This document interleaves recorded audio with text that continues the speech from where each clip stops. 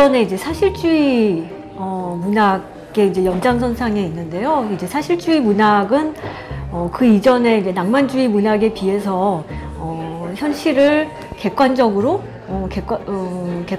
정확하게 이제 묘사하는 거를 이제 목표로 하고 있어요. 그러니까 인간을 미화하지 않고 있는 그대로 보여주고 어떤 뭐 고귀하고 위대한 뭐 그런 영웅들이 아니라 그냥 일반적인 뭐 때로는 비천한 뭐 그런 비천하다고 이제 여겨지는 이제 그런 사람들의 이제 삶을 이제 보여주는 게 이제 목적인 문학인데 사실 뭐 사실주의라는 용어는 그 문학사가들이 붙인 것이지 뭐 이제 그 사실주의에 속한 그 작가들이 나는 사실주의 문학을 표방한다라고 이제 주장하고 한 건 아니에요.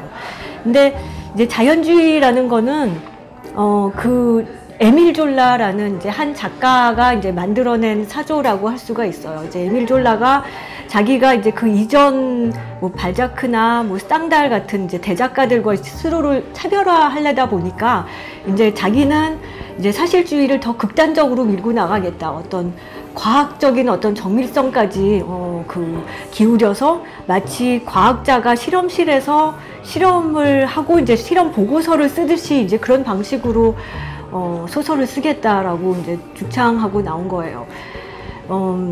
그래서 그게 이제 당시에 실험의학이 이제 또 발달하던 그 시기라서 그 영향을 이제 받고 이제 자기도 그 원리에 맞게 이제 문학 창작을 하겠다라고 이제 주장을 했는데 그게 이제 자연주의 문학이고요. 그 자연주의 문학에는 이제 모파상, 뭐 플로베르 같은 작가도 같이 묻긴 합니다만 엄밀한 의미에서 자연주의 작가는 졸라 한 명이라고 할 수가 있어요. 그래서 모파상이 이제 한때 졸라가 이제 유명해지고 나서 이제 졸라를 중심으로 이제 여러 작가들이 이제 모여들었는데 이제 모파상이 그 중에 한 명이었죠. 그래서 이제 초창기에는 졸라의 영향을 많이 받았지만 곧 자기 이제 어떤 독자적인 어떤 노선을 걸었다고 하는 게 정확할 겁니다. 그러니까 환상문학에 대해서는 좀 여러 가지 견해들이 있고 이제 워낙 뭐 다양하기 때문에 제 정의라기보다는 이제 그 유명한 그 토도로프라는 이제 학자가 있는데 그 사람은 이제 환상성을 어떻게 정의를 하냐면 그러니까 그 어떤 일반적인 현실, 그러니까 일상 속에 어떤 초자연의 침입인데 그 초자연적인 그 현상이 어떤 환영인지, 그러니까 보는 그거를 겪은 사람의 어떤 일시적인 정신 착란 때문인지 아니면 실제로 어떤 현실이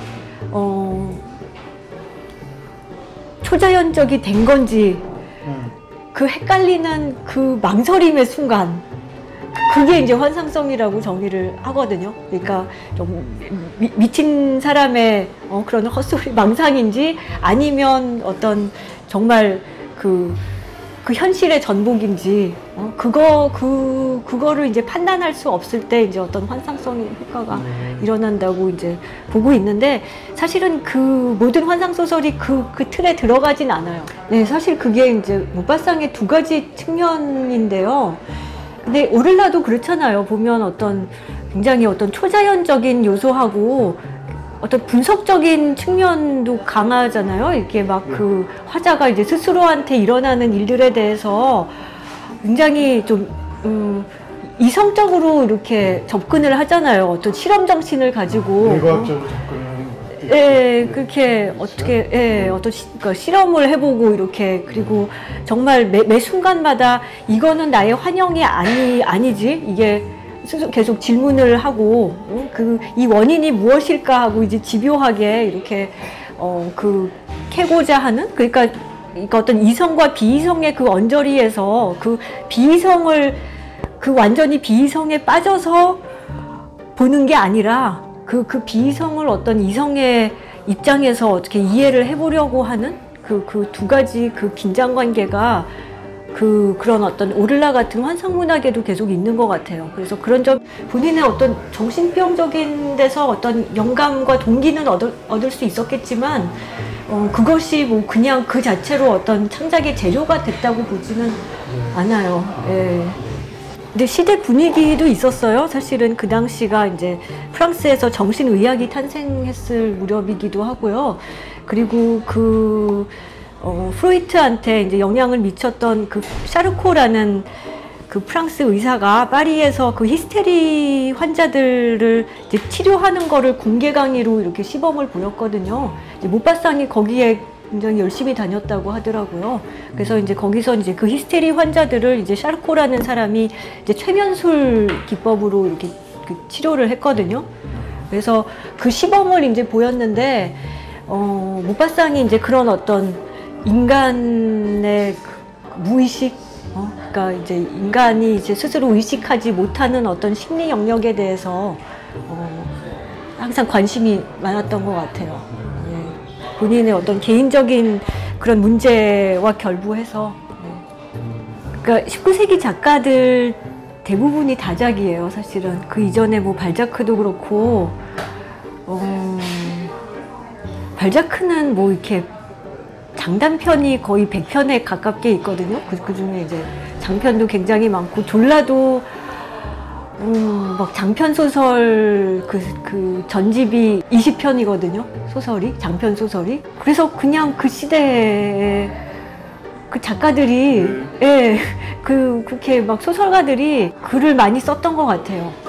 그러니까 그 20세기에 비해서 20세기에는 이제 어떤 문체 자체에 이렇게 그 심혈을 기울이면서 마치 정말 그 언어의 예술로서의 이제 그 문학을 이제 갈고 닦으면서 썼던 거에 비해서 19세기 작가들은 무엇보다 이야기꾼이었다고 생각이 되거든요. 그러니까 이야기를 이렇게 막 정말 한도 끝도 없이 이렇게 펼쳐놓는 그런 그 전통에 있었기 때문에 그 모파상도 그런 이야기꾼 중에 한 명이었다고 보시면 될 것 같아요. 뭐 아무래도 제약이 좀 있었겠죠. 검열이라는 게 있었으니까. 근데 모파상 같은 사람은 그러니까 일상생활에서도 굉장히 좀 자유분방했던 사람이라 그렇게 뭐 종교에 구애받는 그런 그런 삶을 살지는 않았어요. 그리고 작품 창작에 있어서는 뭐 이렇게 특별히 뭐 이렇게 터부시하는 거는 없었던 것 같아요. 근데 이제 그런 어떤 규범으로서의 종교에는 관심이 없지만 인간의 어떤 종교성에 대해서 그 사람이 이제 어떤 절대자를 믿고 이제 죽음을 두려워하고 스스로 이제 너무 나약하게 느껴서 뭔가 다른 어떤 초자연적인 힘에 기대고 싶어하는 그 현상 자체에 대해서는 좀 많이 탐구를 했던 것 같아요. 네. 그러니까 뭐 엄청난 바람둥이였죠. 또 돈도 있었어요. 재산 관리도 잘하고 부동산으로 또 스스로, 예. 그러니까 이 사람이 노르망디 지방 출신인데 그 프랑스 북부 거기가 좀 약간 바이킹족하고 관계가 있거든요. 그러니까 그냥 프랑스 사람들이 보통 이렇게 그렇게 아담한데 이제 그 좀 북쪽 그쪽 사람들이 이제 좀 북유럽 사람들처럼 이렇게 좀 큰 사람들이 있거든요. 네. 뭐 플로베르를 꼽을 수 있어요. 플로베르하고는 정말 가까웠고요. 뭐 거의 정신적인 지주였다고 할 수가 있는데, 예, 플로베르한테 거의 소설가 수업을 받았다고 할 수도 있어요. 처음에는 플로베르가 다 이제 습작 같은 거 다 읽어주고 뭐 코멘트 해주고 이제 그랬는데, 그래서 이제 그 모파상의 어떤 간결한 문체, 이렇게 단도직입적으로 이렇게 뭔가 사물을 묘사하고 이렇게 미사여구를 구사하지 않는 그 담백한 문체가 플로베르의 영향이라고 볼 수 있을 것 같아요. 맹소적이다, 잔인하다, 염세적이다. 근데 또 이렇게 매력적인 캐릭터들이 가끔 있어요. 꼭 이렇게 막 착하고 그러지 않아도 특히 여성 캐릭터들이 되게 많거든요. 그렇게 막 꼭 그렇게 창녀 캐릭터가 가끔 나오는데. 르텔리에 그 사창가라는 게 있는데 그 막스 오플스의 영화로도 만들어졌거든요. 그 사창가의 여인들 얘긴데요. 그 주인 아줌마, 그 주인 마담이 이제 시골에 상을 당했어요. 그래갖고 이제 거의 모든 여인들이 그 시골로 이제 몰려가면서 이제 완전히 그 지루한 그 시골 일상에 갑자기 생기를 부여하는 막 그런 얘기거든요. 그래서 거기 그 소박한 농부들이 다 그 파리에서 온 그 아름다운 여인들한테 완전히 홀려가지고 이제 뭐 이 소박한 시골 사람들이 너무나 그 행복해하는 그 아름다운 여인들을 보면서 이제 전혀 그게 뭐 어떤 타락하고 이렇게 뭐 그런 이미지가 아니라 예, 그런 어떤 삶의 어떤 활력을 부여하는 이제 그런 아름다움에 대한 찬사인 것 같아요. 예. 보통 근데 이제 19세기 많은 작가들과 마찬가지로 모파상은 여성 혐오주의자로 많이 알려져 있거든요. 근데 그렇지가 않아요. 정말 작품을 보면 가장 이제 정말 저열하고 막 탐욕스럽고 뭐 이렇게 색욕에 눈이 어두워져서 막 똑똑한 척 다 하지만 결국엔 당하는 인물들은 다 남자고 삶에 이제 아름다움을 부여하는 존재들은 여성인 것 같아요. 여성과는 그러니까 뭐 전반적으로 여자가 그래도 남자보다 낫다. 근데 아름답고 젊은 여성을 좋아하죠. 테오필 고티에라는 또 작가의 환상 소설들이 있고요. 좀 훨씬 이국적이고 뭐 미라 나오고 뭐 이집트를 배경으로 하고 뭐 아무튼 좀 그런 것들이고요. 그리고 또 빌리에드 릴라당이라는 또 작가가 있어요. 그 사람도 좀 굉장히 다른 그런 세계고, 그리고 뭐 당시에 그 불문학을 벗어나면 에드가 알란 포의 소설들도 프랑스에 이제 많이 소개가 됐었고, 러브크래프트라는 작가도 있고, 그리고 20세기에 뭐 헨리 제임스의 뭐 어떤 단편들도 좀 환상 문학에 속한다고 할 수가 있고.